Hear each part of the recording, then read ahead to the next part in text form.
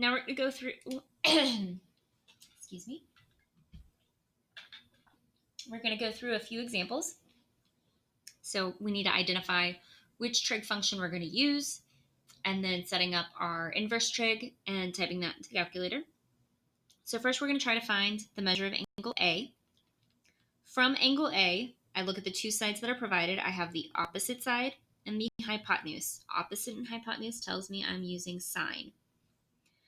So in the calculator, we're just going to set up inverse of sine. The opposite is 7 over the hypotenuse, which is 39. So inverse sine, 7 divided by 39 is going to give us 10.33989089.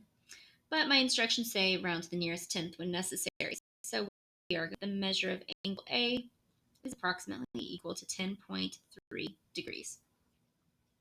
These go a little bit faster than the side ones, in my opinion, because you just type one statement into the calculator. You don't have to augment it or move things around at all. Let's look at another one. We've got finding x. X is down here at A. So from x, we have 6, which is the opposite, and 18, which is the hypotenuse. So again, we're going to use sine. So the inverse sine opposite 6 over hypotenuse 18. You don't need to simplify that at all since you're just typing it into the calculator. Equals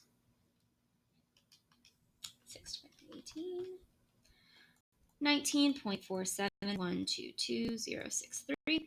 So again, x is going to be approximately equal to, because we're rounding to the nearest tenth, 19.5 degrees.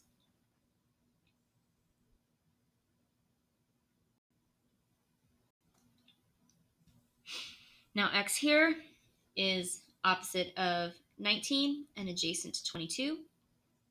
Opposite and adjacent is tangent. So inverse of tan, opposite 19 over 22. We're going to type that into the calculator. It's going to give us 40.81508.387. But of course, we're rounding to the nearest tenth, so x is going to be approximately equal to 40.8 degrees. So once you have these memorized as far as which ratios go with what, plugging in to find the degrees is not super difficult. It's more of just memorizing opposite and adjacent with tangent, and opposite and hypotenuse with sine, and adjacent and hypotenuse with cosine. And remembering the inverse is for angles, the regular is for sides. All right, x here has an adjacent side of 12 and the hypotenuse of 15. So that means we are going to be using cosine. So inverse of cosine, adjacent 12 over hypotenuse 15. And we type that into the calculator.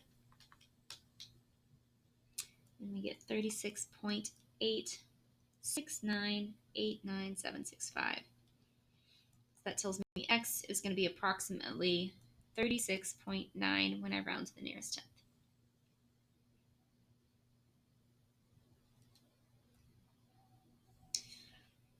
Looking for angle B. From angle B, 14 is my opposite side, 8 is my adjacent. So again, this is tangent.